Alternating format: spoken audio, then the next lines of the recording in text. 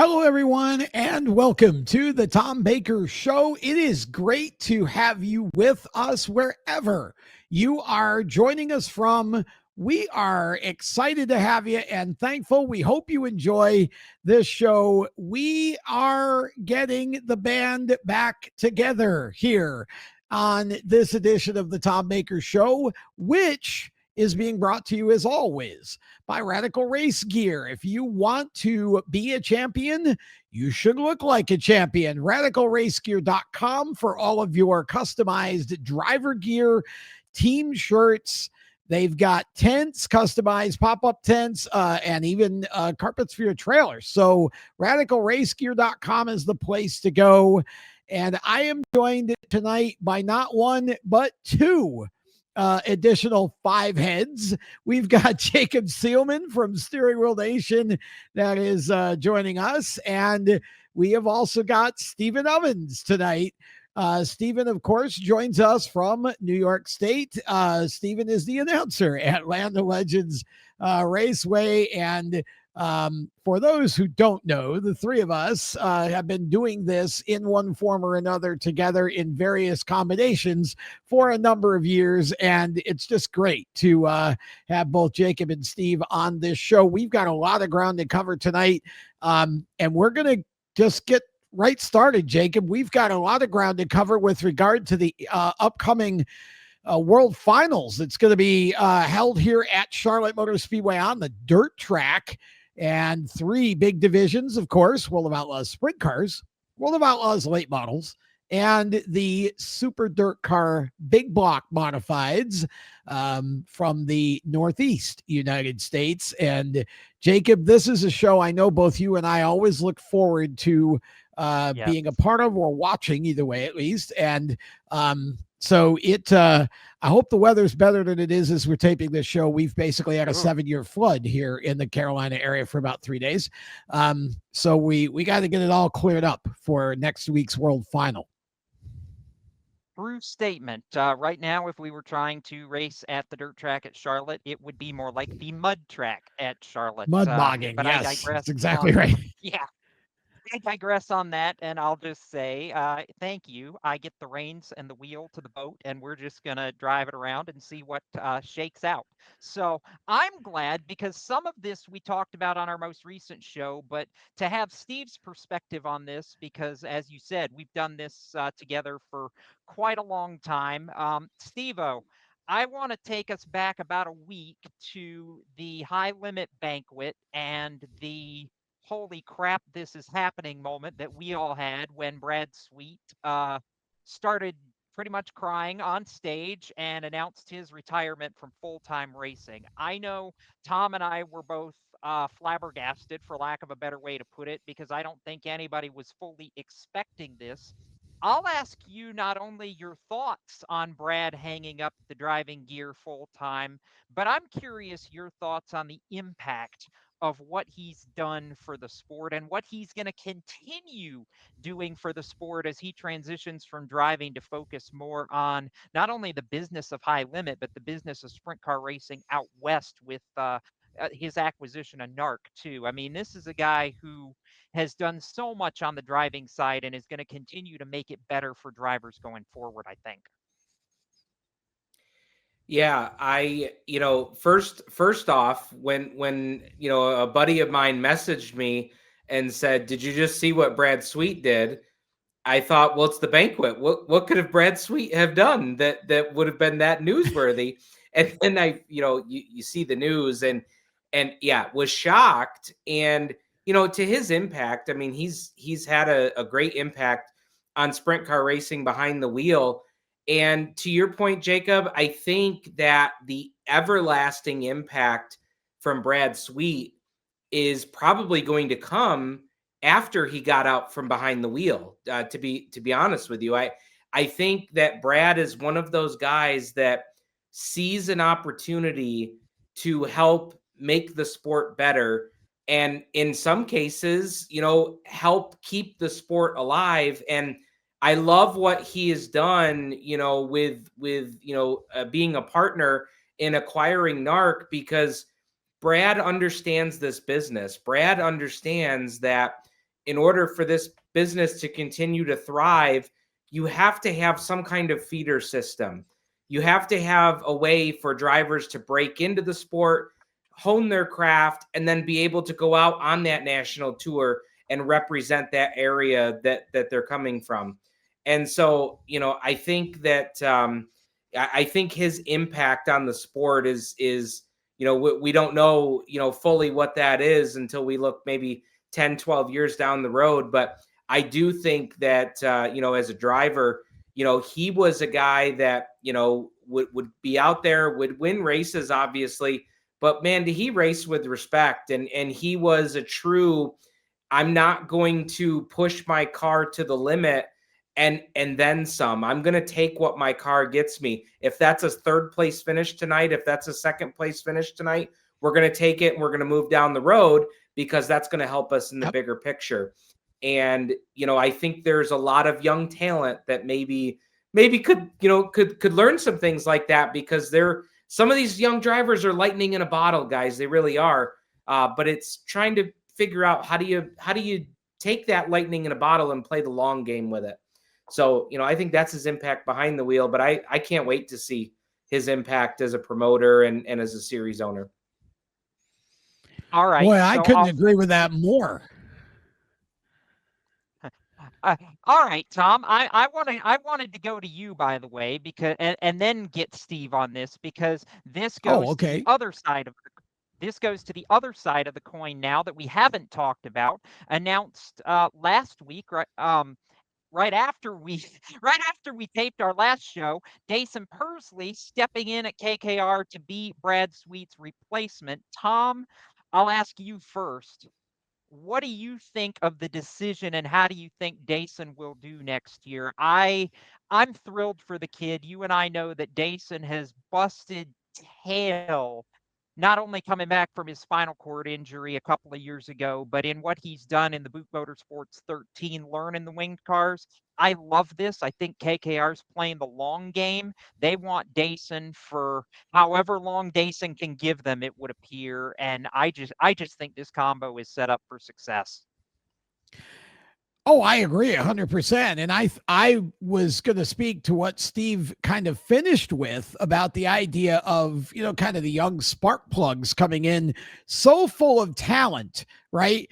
But again, how do you tame the beast, basically, and make a long career out of it? And I definitely feel like Daison Pursley has an opportunity here. First of all, I think Daison, as young as he is, with what he's been through and the skill set that he already has and the people around him, Kasey and that, I think that is just going to be magic. And it may take him a little bit to obviously get adjusted, but doggone, I feel really strongly that Daison Pursley is going to be a factor almost right out of the gate next year, running for Kasey Kahne. And I think he has the chance, if we can just keep him on dirt, if he doesn't get the itch to go over to the pavement and take a right turn and come here to Carolina to race NASCAR,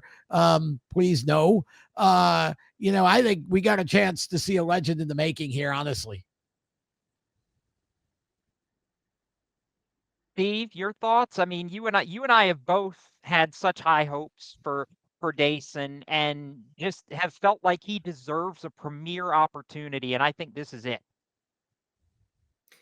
I agree. And what's interesting is you look at this move for Daison, and what an opportunity, for a young man to come out and shine, and a young man to come out with outstanding equipment. I don't think you could ask for any better in the sport.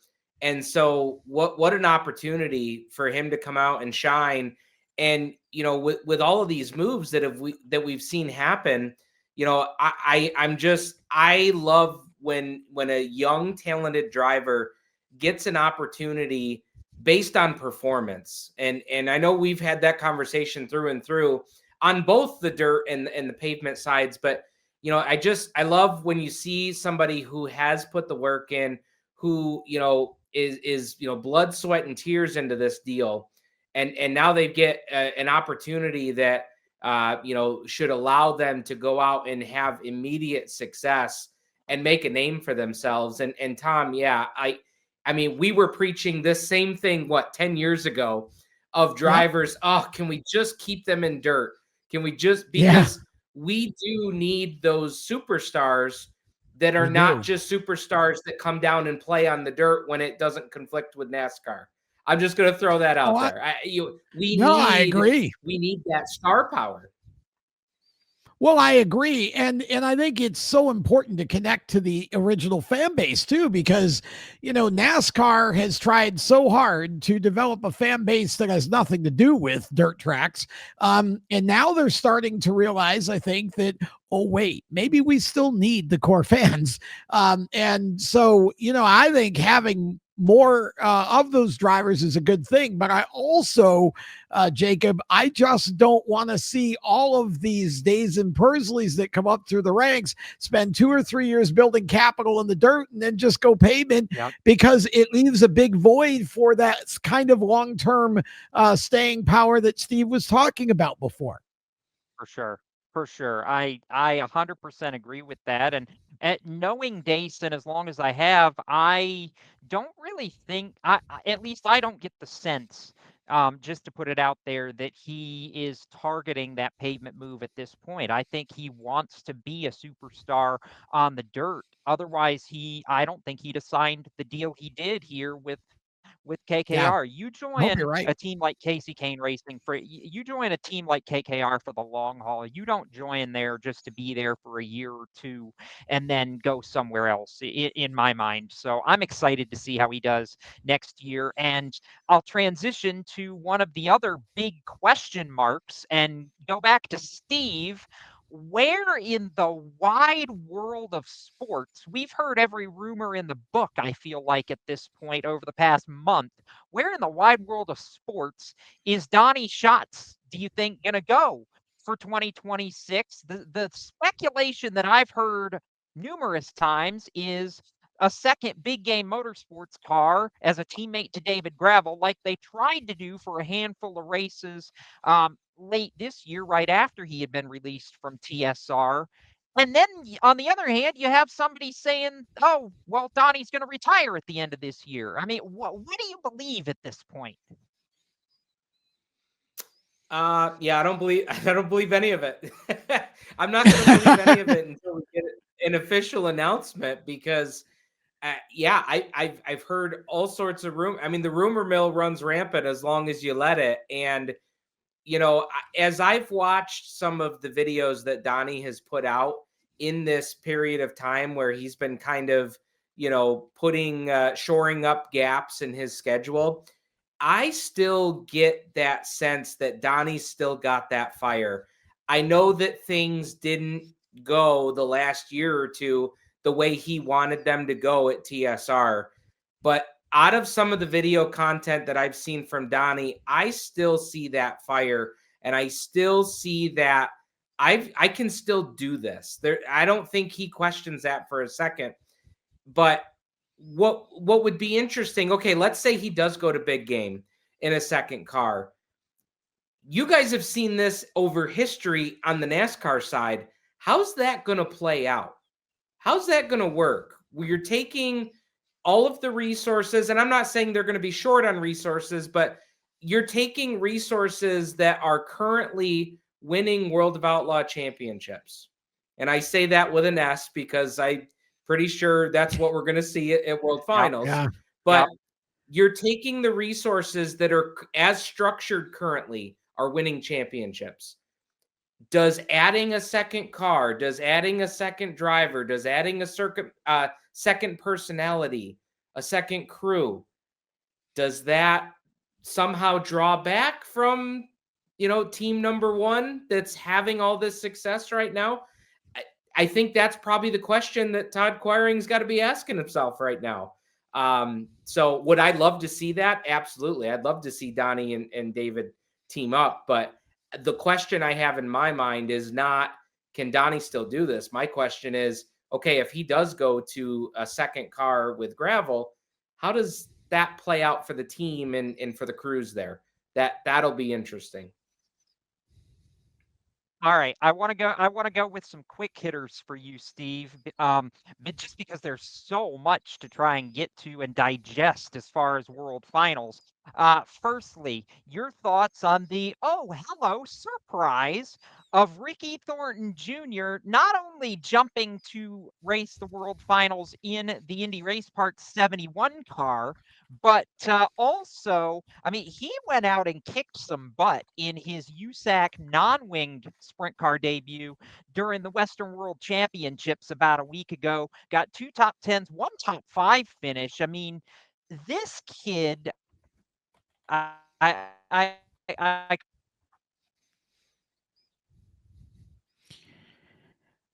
It is definitely a very interesting question, Steve, and I would love to hear your thoughts on this myself. Yeah. So, I think with Ricky Thornton Jr., we've seen him race every different type of car, that's got fenders on it. And that's one question that I've had, these last couple of years of seeing RTJ's rise is what else could he do? What else could he do open wheel wise? And man, I cannot wait to see him in that 71 ride.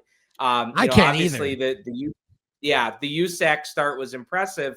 And, Ricky is on that list of drivers that, maybe they've only dabbled in a couple different areas of driving. Everybody always asks when you talk about, the Northeast Big Block modified drivers, they always talk to Shepard. They always talk to Williamson about, hey, have you guys ever wanted to dabble in open wheel or, not open wheel, but a sprint car? Have you ever wanted to dabble in that or in late models? And we've seen them do a little bit of that. We saw Williamson at the Chili Bowl.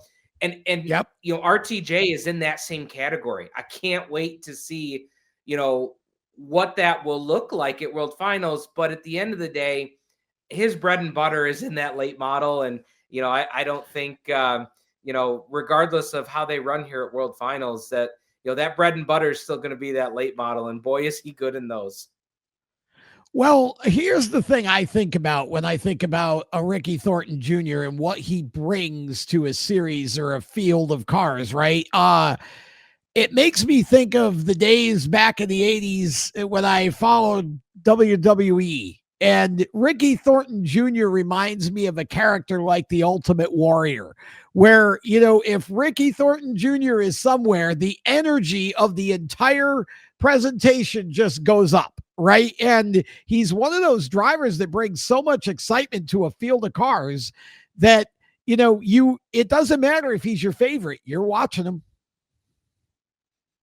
I'm sorry. I have to digest here. Did we just get a WWE reference on a motorsports show? Only you, yes, Tom, we did. Figure out I love me some old time WWE, man. Only you could figure out how to weave that together. I'm impressed. Well, thank you. I'm the oldest one here, so I was probably the only one paying any attention to wrestling back then. Fair enough. You said it, not me. All right, Steve-O. It's true. I want to switch to the late model side for a couple minutes here. I'm curious, how big do you feel Devin Moran's Lucas Oil Late Model Championship is, that breakthrough that we've been hoping for? I mean, okay, it's one thing that he's Donnie Moran's son. It's another thing that he goes out and lives up to the legacy, I feel like, and gets that championship himself. Agreed. Couldn't be happier for him, that whole team. And what's interesting about this is, what does he do now? How does he back this up next season and in future years? Are we just seeing the tip of the iceberg here? I mean, we've been kind of waiting for this moment for them to break through. And what I'm looking forward to, Jacob, is now, what does he do as the returning champion? Does he even go one step higher? Are we going to see a level of performance out of him that, we know is there? And in just this year, we're starting to see him close the deal in these races in this championship. So, while this year is impressive, happy for them, I can't wait to see what next year brings, because we may not have seen the best Sure. of them yet. I don't think so. And really in a big picture late model sense, I'm loving right now that we've got young guys like Devin, like a Hudson O'Neal, like Bobby Pierce, to transition to my Yes. next point, that are just absolutely bringing it every night, not afraid to run to the limit and make it exciting.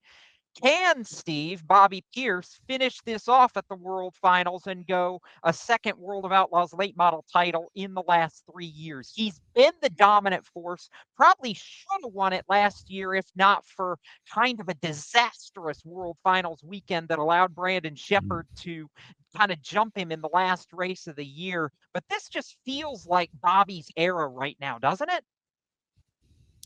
It does. And I think, for Bobby, they've got to come into World Finals and put last year in the rearview mirror, because last year, you're right, it was a disaster. And, they cannot have that happen again. They have got to come in, take care of business like they normally do. And, coupled with that, I love the performance out of Nick Hoffman, but I just haven't seen enough of that step on the competition's throat out of them to give me confidence that they can come in and steal this championship. Now, granted, if Bobby has a repeat performance of last year's World Finals, it absolutely could happen. But, for Hoffman, I think I don't know, Jacob. I think they're there, but it's almost like they're 1B right now. They're not quite there to eclipse that title. And so for those reasons, and for Bobby wanting to, probably have a chip on his shoulder from last year's World Finals, Sure. I'm going 32 all day long. All right. I'm going to give you your bread and butter to wrap this into a nice little bow on the Super Dirt Car Series Big Block Modified side, and ask you, not necessarily do you think Matt Williamson will finish the deal, but how big is it in your neck of the woods that he even comes to Charlotte with a chance to complete the sweep? He's already clinched the Dirt Car 358, the small block modified championship up there in the Northeast. But to do that and get the Super Dirt Car big block title in the same year, I mean, how do you describe how big a feat that is for Money Matt, given how difficult it is just to win one of those two titles with the level of competition? Yeah, no, that's huge. And, 358 modifieds are really growing in the Northeast right now. We saw the numbers at Super Dirt Week, and, that should give a pretty good indication of the level of competition and the health of 358, small block racing, as we refer to it up here. But for the big block title to win both of those in the same year is incredible.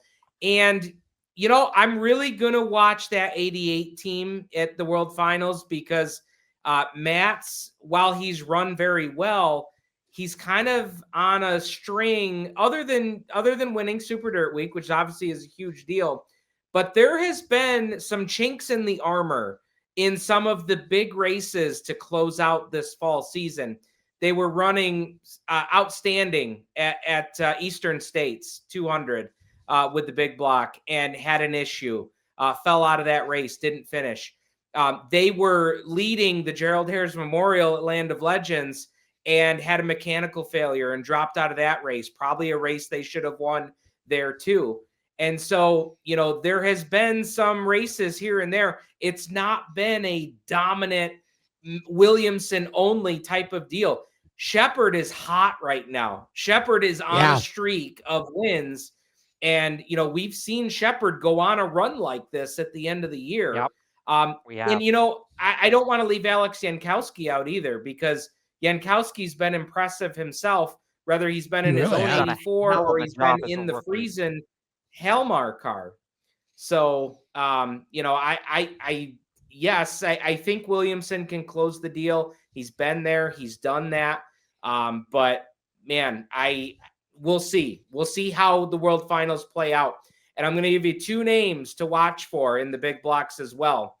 Alex Payne, who's finally had that breakout season this year of consistency, not just wins, but consistency, always being there in the top 5. And one driver that many watching the program tonight are probably not watching, but they should be, and that's T-Bone, Justin Hares.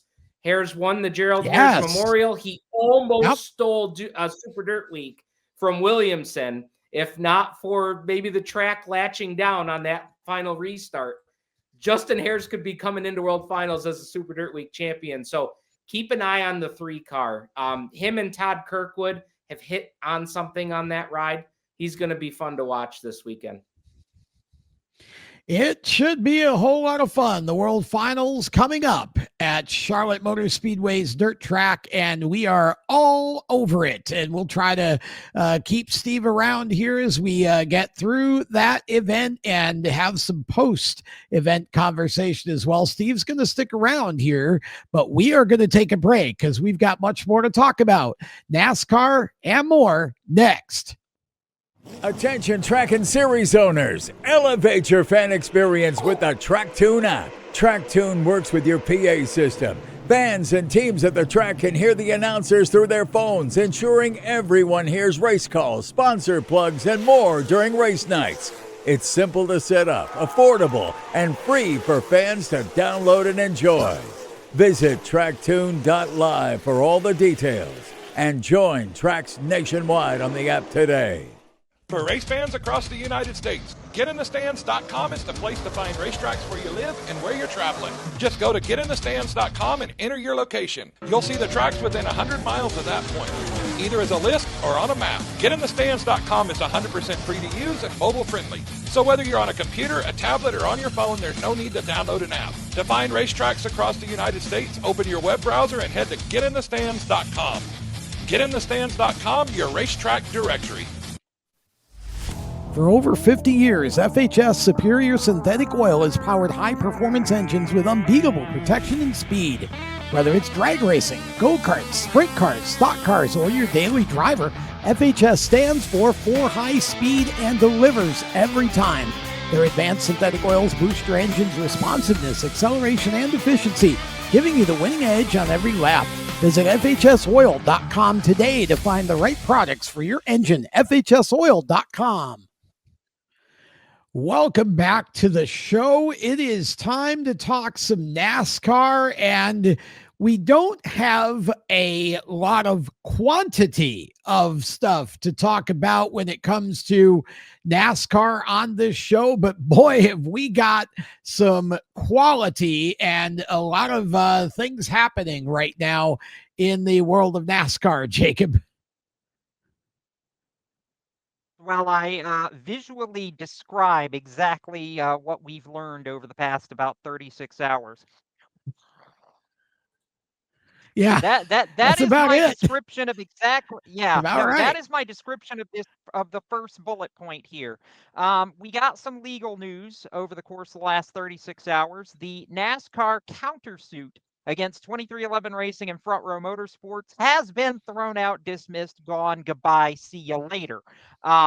Judge Bell determining that is not going to be a thing that happened, that the teams did not illegally collude or conspire to get better charter terms, and NASCAR releasing a statement that while they disagree with the legal basis of that decision, that they're going to abide by it and potentially appeal at the requisite time.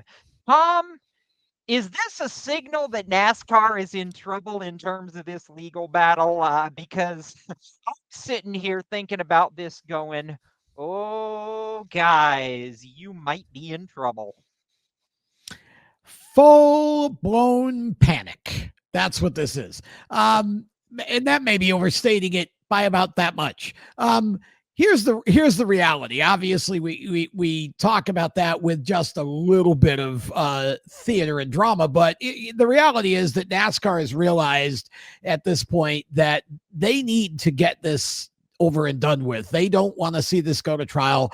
They don't want to have to give any more information to the public than they already have. And they have been very acquiescent over the last few days with, offering to give the charters back to the two teams and just a bunch of other concessions that NASCAR is making, and this is really, Steve, I feel like predictable. This is the way that I believed it would go from the start, because the reality of it is it's not so much that NASCAR may not feel like they have a strong legal situation here, but this is more about being evolutionary and not revolutionary here. It's kind of at this point, we don't really want to drag this thing out and have it go to trial and then get appeals and all of that kind of thing.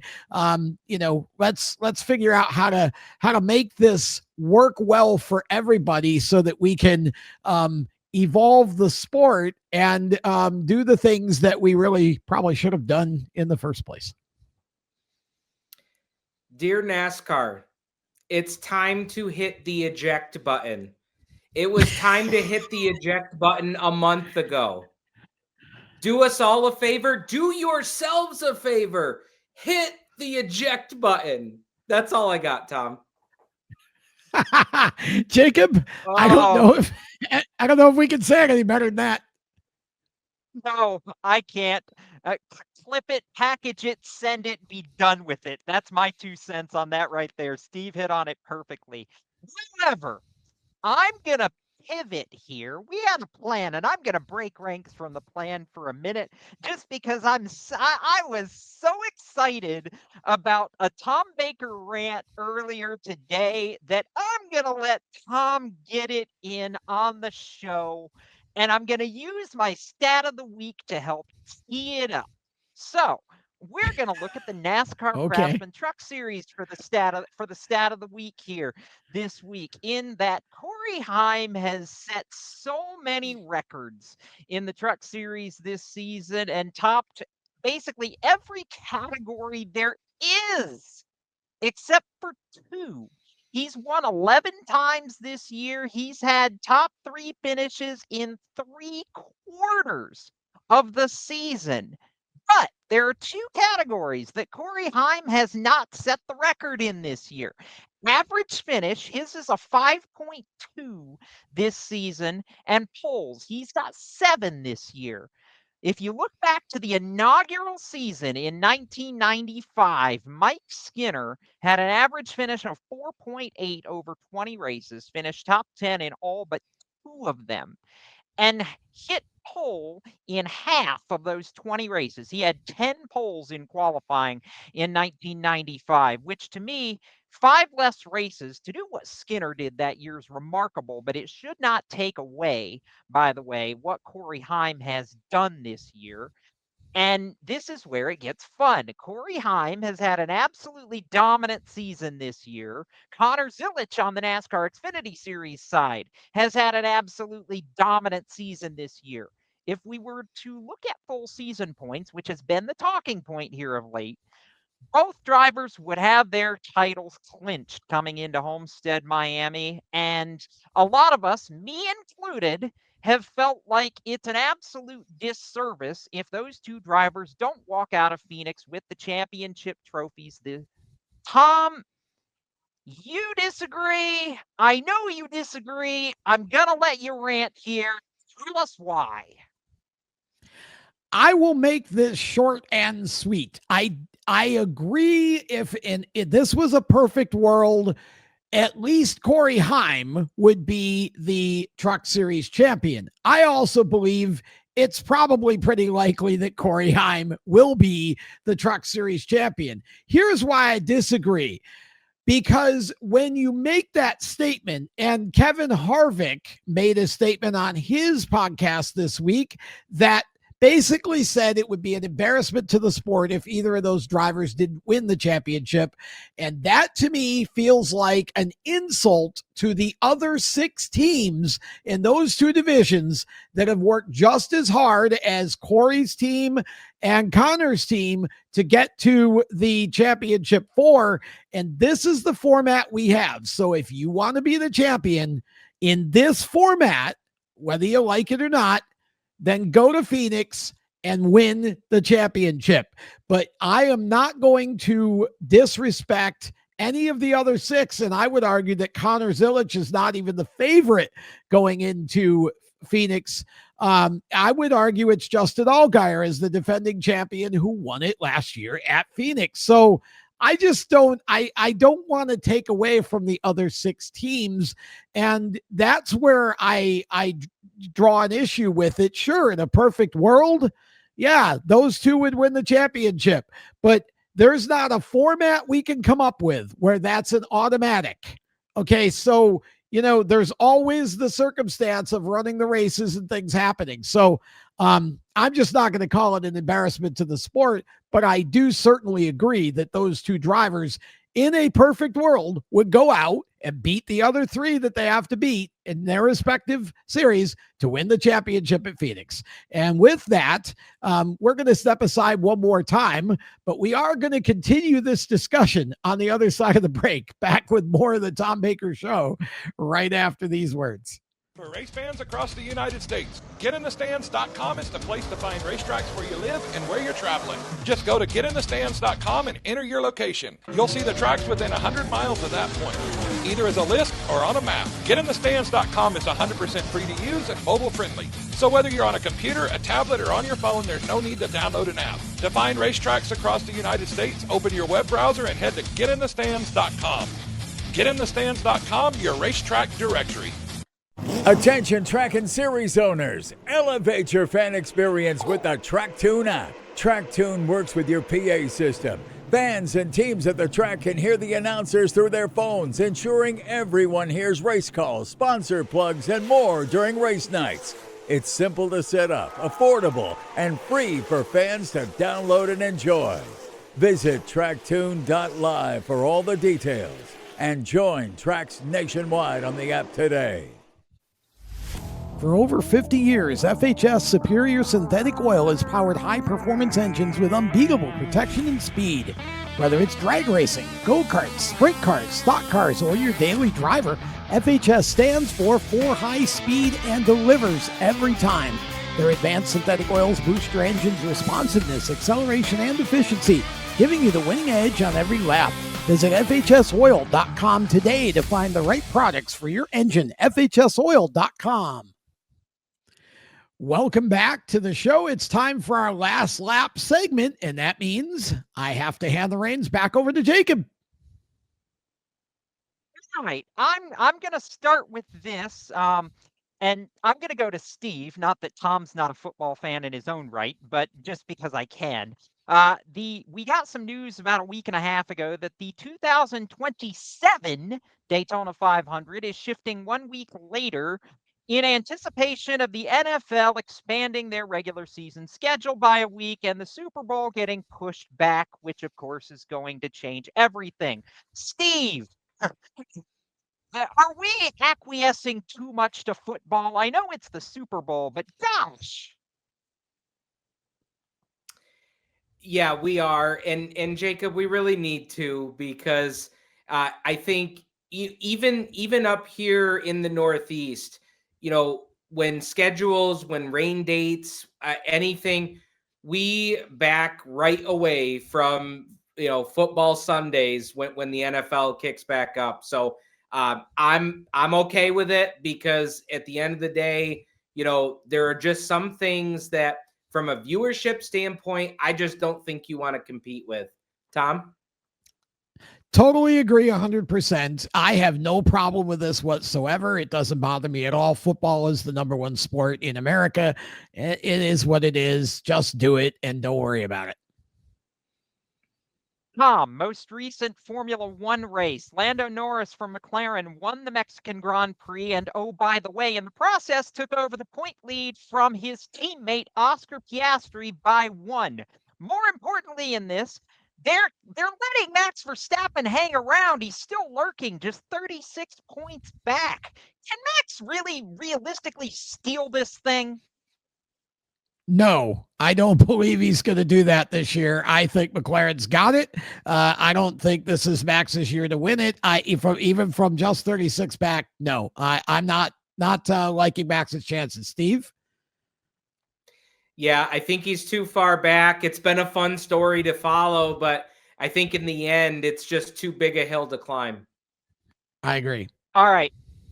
Tom, more on the F1 side. I love this from the American team standpoint. Ollie freaking Behrman finished 4th in a Haas car, and nobody that started ahead of him retired. It was pure merit.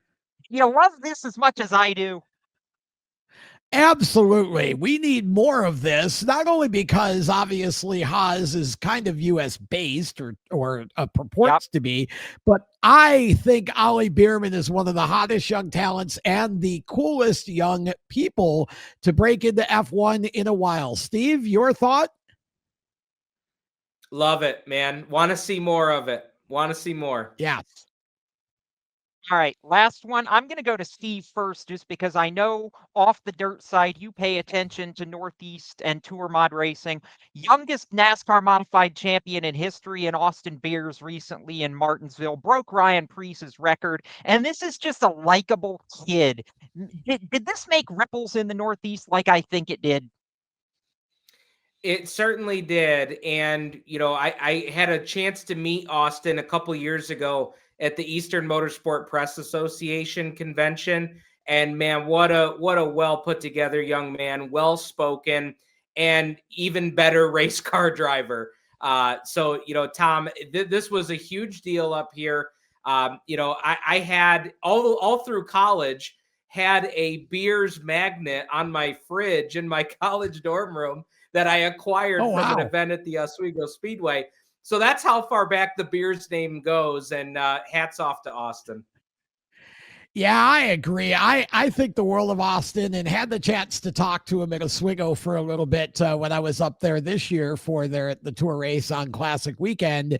And I think this is a young man that we're going to be hearing about for a while on the tour. And again, just a very pleasant young person to talk to, and one heck of a race car driver. He's not the flashiest. He just goes out, does it. And I love that about him. Yeah. And so I think it's cool. And by the way, the 2026 Wheel and Mod Tour schedule is out, and we'll talk more about that on a future show. But like what I see there from that schedule for next year. And that's going to wrap this up. It went by way too fast.